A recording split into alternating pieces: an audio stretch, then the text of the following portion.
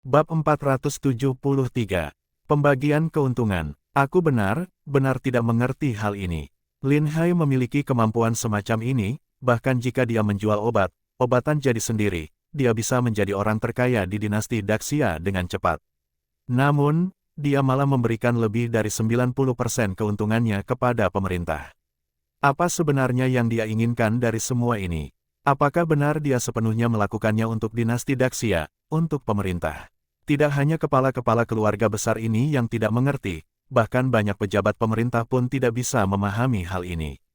Lin Hai telah memberikan sangat banyak kontribusi untuk pemerintah, hampir semua hal yang bisa menghasilkan keuntungan dia serahkan kepada pemerintah. Bahkan, ada beberapa bisnis yang dia serahkan 8 hingga 90% keuntungannya. Hal ini membuat banyak orang merasa sangat iri, tetapi mereka tidak bisa berbuat apa-apa karena usaha tersebut telah menjadi milik pemerintah, dan Lin Hai hanya mendapat keuntungan yang sangat kecil. Sekarang, baik Ibu Suri maupun para pejabat pemerintahan telah menjadi pendukung Lin Hai. Jika masih ada orang yang ingin merebut usahanya, itu sama saja dengan mencari mati. Inilah sebenarnya kecerdikan Lin Hai yang paling hebat. Dia melakukan bisnis dengan negara musuh, sehingga keuntungannya sangat besar, terutama dari menjual obatan jadi yang memiliki keuntungan berkali lipat. Jika dia melakukannya sendiri, pemerintah pun mungkin akan iri. Keuntungan yang terlalu besar akan membawa bencana baginya. Namun jika dia memberikan sebagian besar keuntungannya kepada pemerintah, maka Ibu Suri akan selalu melindunginya, ujar Yukian sambil merenung. Bukan hanya itu saja, menurut pengamatanku terhadap Lin Hai, dia adalah orang yang sangat berbakat. Walaupun kemampuan menghasilkan uangnya tiada tanding, namun dia benar-benar bekerja untuk pemerintah dan dinasti Daxia. Sejak awal, dia tidak pernah tertarik dengan jabatan atau kekuasaan, semua yang dia lakukan adalah untuk dinasti Daxia. Dia menginginkan gelar bangsawan hanya untuk melindungi dirinya. Orang semacam dia benar-benar bisa kita percayai sepenuhnya. Kata Chen Deyong, sejak Lin Hai datang ke ibu kota dan menjadi pejabat, dinasti Daxia sudah mengalami perubahan besar. Bahkan anak dari keluarga besar pun menjadi lebih disiplin. Dahulu, di saat kekuasaan pemerintah lemah dan para pejabat masih berkuasa, anak mereka bersikap angkuh dan sembrono. Chen Deyong juga sering mengabaikan pendidikan mereka. Dia merasa bahwa selama tidak melakukan pembunuhan atau kejahatan besar, maka tidak ada yang perlu diintervensi. Namun sekarang, Kaisar Muda kembali menguasai kekuasaan, dan ketika Chen Deyong merenungkannya, dia merasa takut, jika bukan karena Lin Hai yang menegur anak keluarga mereka, sehingga mereka lebih terkendali, maka masalah yang mereka buat bisa menjadi alasan bagi pemerintah untuk menekan mereka. Untungnya, anak keluarga besar mereka tidak menimbulkan masalah besar, sehingga pemerintah masih mungkin mempercayai keluarga mereka. Chen Deyong biasanya bersikap angkuh di depan orang lain karena keluarganya memiliki dasar yang kuat dan rasa bangga yang tinggi. Namun, dia juga sangat menyadari bahwa jika tidak berdiri di sisi yang benar pada waktu yang tepat, hal itu akan menyebabkan keluarga mereka ditekan oleh Ibu Suri. Chen Deyong melihat bahwa dinasti Daxia sedang dalam masa kejayaan, dan dalam beberapa puluh hingga ratusan tahun ke depan, dinasti ini pasti akan menjadi semakin kuat. Lin Hai juga akan menjadi orang yang berpengaruh besar di dinasti Daxia. Bekerja sama dengannya pasti akan membawa keuntungan. Lin Hai benar-benar orang yang berbakat, hanya saja kali ini dia berdagang dengan Turkestan, keuntungannya sangat besar. Aku penasaran berapa banyak keuntungan yang akan dia berikan kepada keluarga kita. Chen Deyong tersenyum kecil. Lin Hai adalah orang yang cerdas, dia tidak akan membiarkan kita merugi. Jawabnya, ketika mereka sedang berbincang, seorang pelayan datang membawakan daftar barang. Tuan, ini adalah daftar barang yang diberikan oleh Tuan Lin Hai, dia meminta kita untuk segera menyiapkannya. Berikan kemari, kata Yukian. Yukian menerima dan membuka daftar itu, lalu terkejut melihat banyaknya barang yang harus dibeli. Yang lainnya juga tak bisa duduk tenang lagi, mereka semua berdiri dan melihat dari dekat. Harga yang diberikan cukup tinggi, kata kepala keluarga Chu terkejut. Chen Deyong membelai jenggotnya dan tersenyum. Aku sudah bilang Lin Hai tidak akan memperlakukan kita dengan tidak adil. Harga yang dia berikan 50% lebih tinggi dari harga pasar. Kita benar-benar bisa mendapatkan keuntungan besar kali ini. Benar, Lin Hai benar-benar murah hati. Mari kita segera membagi tugas, dan menyiapkan barang-barang yang dibutuhkan secepat mungkin. Selain itu, kita harus sangat memperhatikan kualitas barang ini. Walaupun barang ini untuk Turkestan, kualitasnya harus tetap terjaga. Lin Hai sudah berulang kali menekankan hal ini. Kata Yuqian dengan wajah serius. Tidak masalah, aku akan mengawasi barang ini secara langsung. Dengan keuntungan sebesar ini, semua kepala keluarga merasa sangat tergiur. Lebih penting lagi, pemerintah kini sudah mempunyai banyak uang, selalu melakukan transaksi tunai, bahkan kadang mereka diberi uang muka. Mereka sangat suka melakukan bisnis seperti ini. Setelah menyelesaikan daftarnya, Lin Hai pergi ke istana untuk mengajar sang kaisar muda. Pertama, Tama Yuhuasi membawa sang kaisar muda berlatih keterampilan dasar, lalu bersama-sama membuat becak roda 3 sesuai petunjuk. Metode pengajaran Lin Hai telah diajarkan kepada Yuhuasi, hanya mengikuti Ganibar Saribil mengajarkannya perlahan. Lin Hai tersenyum ketika melihat kaisar muda menggergaji kayu dengan semangat. Untuk mencegah tangan kaisar muda lecet, dia bahkan menyiapkan sepasang sarung tangan khusus. Di sidang istana hari ini, kaisar menunjukkan performa yang sangat baik. Baik Ibu Suri maupun para menteri, semuanya memuji Anda, kata Lin Hai sambil tersenyum. Kaisar muda juga merasakan hasil positifnya, dan terlihat dalam suasana hati yang sangat baik. Itu semua berkat pengajaran guru. Jawab kaisar muda dengan rendah hati. Lin Hai sedikit terkejut, tidak menyangka sang kaisar muda telah belajar untuk bersikap rendah hati. Ini adalah hasil dari ceritanya, di mana dia menyisipkan etika ke dalam cerita yang dia ceritakan, menekankan pentingnya hal tersebut. Kaisar muda mempelajari ini dengan baik, dan menerapkannya dalam kehidupan sehari-hari. Sebagai hadiah, hari ini kita akan menyelesaikan becak roda 3 ini.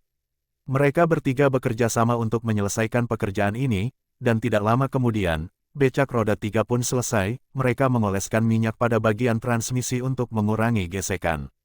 Yuhuasi melihat hasil akhir dan bertanya dengan kebingungan, bagaimana cara menggunakan benda ini. Duduklah di atasnya dan pegang stangnya. Asalkan Anda mengayuh pedal, maka bisa bergerak maju. Tidak hanya menghemat tenaga, tetapi juga berjalan lebih cepat daripada orang, dan bahkan bisa membawa barang di belakangnya. Jika kita bisa memproduksi ini dalam jumlah besar, benda ini akan sangat bermanfaat bagi rakyat. Awalnya, Lin Hai hanya ingin membuat mainan untuk sang kaisar muda. Namun, setelah berpikir lebih jauh, ia berencana membuat beberapa unit untuk dijual di pasar. Biaya pembuatan benda ini jauh lebih murah daripada kereta kuda, sehingga rakyat biasa pun bisa membelinya. Baik untuk perjalanan maupun pengangkutan barang, ini sangat praktis. Kaisar muda sangat bersemangat. Dengan mengikuti petunjuk Lin Hai, dia duduk di atas becak roda 3 dan mengayuh pedalnya dengan hati-hati. Becak pun mulai bergerak. Wah, benar-benar bisa jalan, seru sekali. Lin Hai dan Yuhuasi berjaga di sampingnya, melindungi sang kaisar muda agar tidak terjatuh. Pada awalnya, kaisar muda belum terbiasa, sehingga mengayuh dengan lambat. Namun, setelah bermain sebentar, ia mulai mengayuh dengan cepat.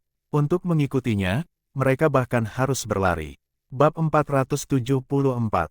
Roda 3. Yuhuasi merasa sangat takjub melihat hal tersebut. Tidak kusangka benda kecil ini bisa berjalan begitu cepat ketika dinaiki. Aku punya ide, kata Lin Hai sambil tersenyum. Bagaimana kalau kita membuat benda ini lebih besar dan menjualnya kepada rakyat? Bisa digunakan untuk mengangkut barang atau untuk perjalanan jauh. Sangat praktis. Setuju, jika bisa bergerak secepat ini, pastinya akan sangat bagus. Pasti rakyat akan sangat menyukainya, sahut Yuhuasi. Nanti, aku akan membuat gambar rancangannya. Untuk kereta pengangkut barang ini, harus dibuat lebih kokoh daripada mainan. Pada bagian poros harus menggunakan bantalan agar lebih hemat tenaga, bisa menampung beban lebih banyak, dan tentunya akan lebih awet. Di dinasti Daxia, dengan jumlah orang yang sangat banyak, mungkin bisa terjual puluhan ribu becak setiap tahunnya. Nantinya juga akan ada biaya perawatan dan pemeliharaan yang merupakan bisnis jangka panjang yang menguntungkan. Selain itu, juga bisa mempermudah rakyat, jadi satu solusi untuk berbagai kebutuhan. Terutama karena hanya Lin Hai yang menguasai cara pembuatan bantalan, yang berarti bisnis ini bisa menjadi bisnis eksklusif. Dengan bisnis eksklusif, keuntungan yang didapatkan bisa jauh lebih besar. Lin Hai juga berencana untuk mencari seorang asisten. Karena dia tidak mungkin bisa selalu ada di sini untuk mengajar kaisar, maka di saat-saat sibuk, asisten itu bisa menggantikan tugas mengajarnya. Yang dibutuhkan hanyalah menyediakan metode pengajaran untuknya. Dengan mengikuti silabus yang telah disusunnya, harusnya tidak akan ada masalah, pelajaran Kaisar Muda hari ini sudah selesai. Melihatnya bermain dengan gembira, Lin Hai pun menyerahkan Kaisar kepada para kasim dan pelayan, lalu pergi bersama Yu Huaxi meninggalkan istana. Yu Huaxi merasa takjub hingga kini. Sungguh luar biasa, bagaimana kakak Lin bisa memikirkan banyak hal yang menakjubkan seperti ini. Lin Hai tertawa, haha, hanya perlu sering berpikir, sering mengamati hal dalam kehidupan sehari-hari. Maka pasti akan mendapatkan beberapa inspirasi. Lin Hai tak bisa memberitahu bahwa dia datang dari masa depan, jadi hanya bisa mencari-cari alasan. Namun, semakin Lin Hai bersikap seperti ini, semakin dalam pula kekaguman Yu Huaxi terhadapnya. Setelah kembali ke rumah, Lin Hai segera mulai menggambar komponen becak pada kertas rancangannya. Semua komponen dibuat sesuai standar dan dirancang untuk produksi di jalur perakitan. Dengan ini, efisiensi produksi bisa meningkat berkali-kali lipat. Selain itu, setiap komponen relatif sederhana, sehingga tidak memerlukan tenaga ahli yang tinggi. Dengan demikian, bisa merekrut banyak tenaga kerja biasa untuk mengerjakannya. Ini bisa dianggap sebagai cikal bakal industri. Dengan adanya industri, perkembangan ekonomi bisa dipercepat, rakyat mendapatkan pekerjaan, dan bisa meningkatkan penghasilan mereka. Lin Hai telah memulai langkah-langkah untuk membawa dinasti Daxia menuju proses industrialisasi. Terlebih lagi, pembuatan mesin uap nantinya dapat meningkatkan efisiensi produksi secara signifikan. Kiaoer melihat Lin Hai seorang diri berada di ruang kerja sedang menggambar sesuatu, kemudian dia membawakan teh dan kudapan. "Suamiku, apa yang akan kamu buat kali ini?" tanya Kiaoer. Lin Hai menjawab, "Aku sedang membuat becak 3 roda, awalnya hanya untuk mainan kaisar, tetapi kupikir kalau bisa dijual kepada rakyat untuk sarana transportasi atau pengangkut barang, sepertinya akan sangat bagus. Aku berencana membangun bengkel yang khusus untuk memproduksi becak 3 roda ini." Kiaoer, yang pertama kali mendengar nama itu, tampak sangat terkejut. "Apa itu becak 3 roda? Ada gerobak 1 roda, dan kereta kuda. Tapi aku belum pernah mendengar becak 3 roda. Becak 3 roda punya 3 roda dan tidak perlu didorong orang atau ditarik oleh hewan. Orang yang duduk di atasnya hanya perlu mengayuh pedal, maka becak bisa langsung bergerak. Tidak hanya bisa berjalan cepat, tetapi juga bisa membawa beban hingga ratusan kilogram. Selama tidak mengangkut barang yang sangat berat, becak 3 roda ini sangat praktis." Kiaoer terkejut mendengarnya. "Ada benda sebagus ini, kenapa kamu tidak membuatnya dari dulu?" Lin Hai tertawa. "Dulu aku terlalu sibuk, bahkan tidak terpikir ke arah ini. Kalau bukan karena membuat mainan untuk kaisar, entah kapan baru akan terpikirkan benda ini. Sekarang, membayangkan banyak orang di jalanan mengayuh becak 3 roda berlalu lalang, siapa yang menyangka hal seperti itu bisa terjadi di masa lampau?" Sebenarnya Lin Hai pun ingin membuat sepeda. Namun, sepeda dari kayu tidak cukup kuat, dan masalah utama adalah tidak ada bahan elastis untuk ban, sehingga bersepeda di jalan yang berbatu akan terasa sangat tidak nyaman. Becak 3 roda lebih memungkinkan. Asalkan jalanan diperbaiki, maka masih bisa ditoleransi. Lin Hai berpikir, suatu hari nanti harus menemukan pohon karet untuk membuat ban. Dengan adanya ban, maka kegunaan becak 3 roda dan sepeda akan bisa dimaksimalkan. Namun, ini tidak bisa dilakukan terburu-buru. Harus menunggu sampai semua negara musuh berhasil dikalahkan, baru kemudian bisa pergi ke daerah tropis untuk mencari pohon karet. Sebenarnya, becak 3 roda dari kayu ini tidak terlalu rumit, dan kecepatan jalannya juga tidak terlalu cepat. Bahkan tidak perlu ada rem, cukup hentikan dengan kaki di tanah atau mengayuh peda ke arah berlawanan. Namun, cara ini mungkin akan menyebabkan mekanisme transmisi cepat rusak.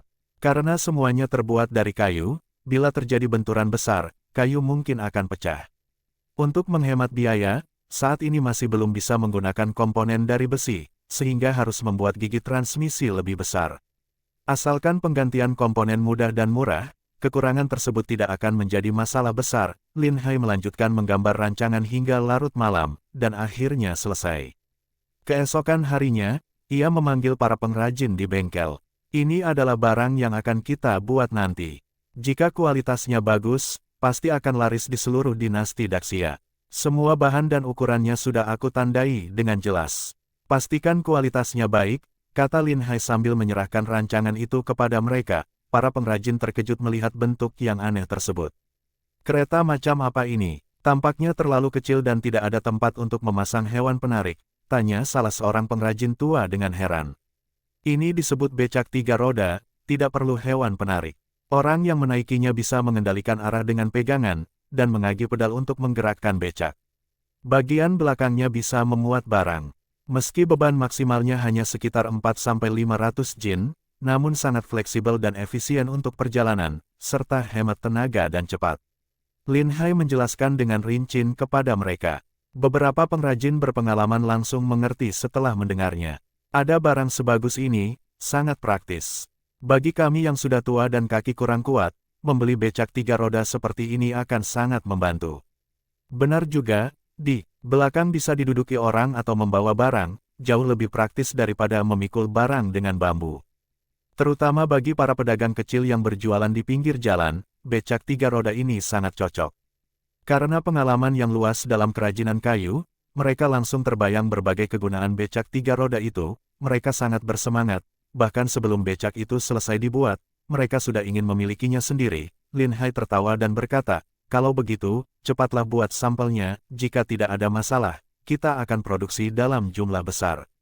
Setelah selesai, masing-masing akan mendapatkan satu becak sebagai tunjangan dari bengkel kita. Bab 475. Chong Wen Guan. Tidak perlu, meskipun becak 3 roda ini lebih murah daripada kereta kuda, tapi tetap saja harganya tidak murah. Gaji kami sudah cukup tinggi, kami bisa membelinya sendiri. Para tukang buru menjawab. Lin Hai selalu memperlakukan mereka dengan baik, dan upah yang diberikan 2 kali lipat lebih tinggi dari bengkel lainnya. Yang paling penting, makanan yang disediakan juga baik, setiap kali makan selalu ada daging. Selain itu, jam kerjanya teratur, mereka bekerja lebih sedikit dibandingkan bengkel lain. Mereka juga mendapat beberapa hari libur setiap bulan. Fasilitas seperti ini tidak pernah mereka bayangkan sebelumnya, para pekerja dari bengkel lain sangat iri, dan mereka berusaha mencari jalan agar bisa masuk ke sini. Sekarang Lin Hai malah ingin memberikan becak kepada mereka secara cuma-cuma, sehingga mereka merasa tidak enak hati untuk menerimanya lagi. Lin Hai tersenyum dan berkata, kalian semua adalah pilar utama di bengkel kita. Tanpa usaha dan dedikasi kalian, tidak akan ada pencapaian bengkel ini seperti sekarang. Jadi ambillah saja, anggap ini sebagai bentuk penghargaan. Katakan pada pekerja lainnya, jika mereka juga ingin becak 3 roda, seluruh tukang di bengkel kita akan mendapatkan harga setengahnya, dan setiap orang dibatasi 1 unit. Derajat para tukang yang mendengar itu merasa sangat senang. Tuan benar-benar baik pada kami. Kami semua pasti akan bekerja keras dengan sepenuh hati.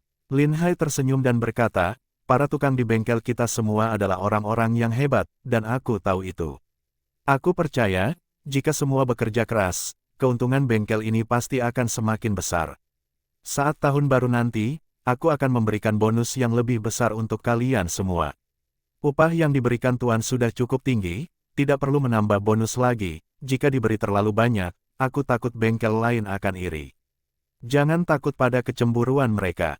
Siapa saja tukang yang bagus, undang saja semuanya ke sini. Bahkan jika mereka belum punya keahlian sebagai tukang kayu, selama mereka mau belajar, kita bisa merekrut mereka. Aku akan beritahu kalian, becak 3 roda ini pasti akan terjual laris. Nantinya kita akan butuh banyak pekerja. Sekarang cepat kembali dan persiapkan semuanya, segera selesaikan pembuatan contoh produknya. Setelah diuji dan tidak ada masalah, kita akan memulai produksi massal. Kata Lin Hai, ya, kami akan segera memulai pembuatan.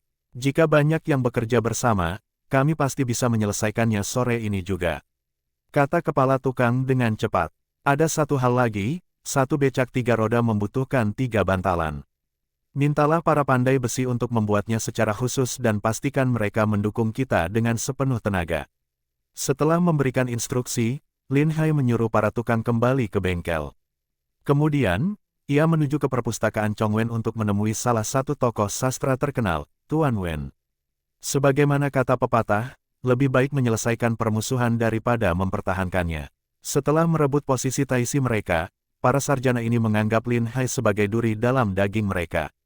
Walaupun mereka sering dikatakan tidak berguna, Namun para sastrawan ini memainkan peran penting dalam melestarikan budaya. Jika mereka tersinggung, mungkin mereka akan mencoreng namanya melalui tulisan mereka. Lin Hai tahu bahwa para sastrawan ini sangat sensitif. Lagi pula, ia tidak bisa terus mengajar sang kaisar sendirian. Nantinya, dalam belajar sastra dan strategi pemerintahan, kaisar tetap akan membutuhkan mereka. Ia harus memberi mereka sedikit keuntungan dan mengubah permusuhan menjadi pertemanan. Bagaimanapun, mereka semua adalah pejabat dinasti Daxia. Berhubungan baik jauh lebih baik daripada bertengkar terus-menerus. Begitu Lin Hai memasuki gerbang perpustakaan Chongwen, seseorang melihatnya. Orang itu langsung mendengus dan membuang muka, pura-pura tidak melihat Lin Hai. Orang-orang lain juga langsung mengabaikannya. Semuanya mendengus dengan suara yang cukup keras agar Lin Hai bisa mendengarnya. Melihat tingkah para sastrawan ini, Lin Hai merasa hal ini sangat lucu. Mereka semua adalah tokoh besar dalam dunia sastra, sudah tidak muda lagi, tetapi sifat mereka seperti anak kecil. Tai Silin, bukankah Anda harus mengajar kaisar membaca? Mengapa datang ke perpustakaan Chongwen? Apakah karena kami kehilangan jabatan Taisi, Anda datang ke sini untuk menertawakan kami? Kata akademisi Ma dengan dingin karena merasa tidak senang. Haha, aku tidak punya waktu untuk hal itu. Aku datang ke sini karena ada urusan resmi. Tuan Lin adalah tokoh yang disukai oleh Ibu Suri, selain bisa mengajar kaisar, Anda juga memegang kekuasaan militer. Bahkan urusan perdagangan dengan orang Turkestan semuanya berada di bawah kendali Anda. Tetapi semua ini tidak ada hubungannya dengan perpustakaan Chongwen, bukan? Atau mungkin Anda ingin mengendalikan perpustakaan Chongwen juga dan menjadikan ini sebagai alat untuk ketenaran Anda. Kata akademisi Ma dengan nada sinis. Mengenai ketenaran di dunia sastra, aku benar-benar tidak tertarik dan tidak memiliki kemampuan untuk itu. Hari ini aku datang untuk bertemu dengan Tuan Wen, derajat kata Lin Hai. Maaf, Tuan Wen sedang sibuk menyusun buku, tidak punya waktu untuk bertemu dengan Anda, jawab akademisi Ma, keputusan bukan di tangan Anda. Aku juga tidak datang untuk bertemu Anda. Lin Hai memotongnya dan terus berjalan maju, akademisi Ma langsung merasa semakin kesal. Aku tidak akan membiarkan Anda berkuasa di perpustakaan Chongwen. Jika aku bilang tidak bisa bertemu, berarti memang tidak bisa bertemu.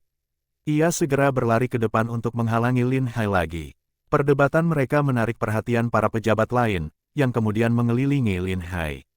Kalian semua lihat sendiri, Lin Hai datang ke perpustakaan Chongwen untuk menantang kita. Dia berniat mempermalukan kita di sini, jangan biarkan dia berbuat seenaknya. Benar, lebih baik mati daripada dihina. Jika Anda ingin mengendalikan perpustakaan Chongwen, maka aku adalah orang pertama yang akan menolak. Mari kita ajukan pengunduran diri bersama-sama, biarkan dia bekerja sendirian. Lin Hai melihat para sarjana yang marah itu, dan merasa ini semakin lucu. Namun, ia tidak menunjukkan hal itu di wajahnya. Jika ia menunjukkan sikap meremehkan di hadapan kemarahan mereka, hal itu hanya akan membuat mereka semakin emosi. Meskipun para sastrawan ini sangat kaku, namun jika bisa dimanfaatkan dengan baik, mereka tetap dapat memberikan kontribusi besar. Kalian semua begitu kompak, ini membuat aku tenang. Setidaknya kalian tidak seperti para pejabat di pengadilan yang selalu saling menjatuhkan. Jika kalian bersatu dan bersungguh-sungguh dalam ilmu pengetahuan, aku yakin literatur Daxia akan semakin berkembang. Kata Lin Hai sambil tersenyum. Kami tidak butuh pujian Anda, segera pergi dari sini, perpustakaan Chongwen tidak menyambut Anda. Apa yang sedang kalian lakukan? Bukannya bekerja dengan baik. Siapa yang ribut di luar sini? Kalian menerima gaji dari istana, bukan untuk mengobrol sembarangan. Derajat Tuan Wen keluar dengan ekspresi wajah yang sangat suram. Semua orang langsung diam dan berdiri dengan tertib. Lin Hai membungkuk dan memberi salam. Salam hormat. Aku Lin Hai, generasi muda memberi salam kepada Tuan Wen. Tuan Wen melihat Lin Hai dan wajahnya semakin muram. Tidak tahu apa tujuan Tuan Lin datang ke perpustakaan Chongwen ini. Bukan untuk menggurui. Aku datang untuk membahas sesuatu yang sangat penting dengan Tuan Wen. Ini menyangkut keberlangsungan dinasti Daxia di masa depan. Aku berharap bisa mendapat dukungan dari kalian semua. Tidak usah memuji.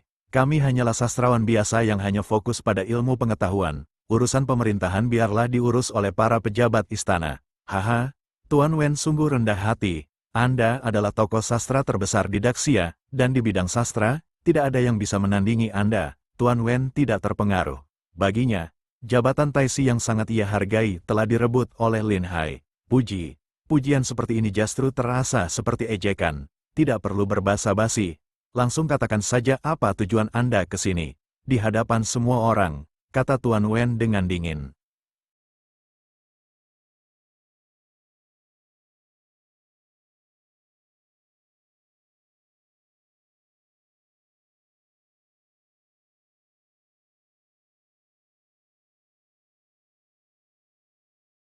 Bersambung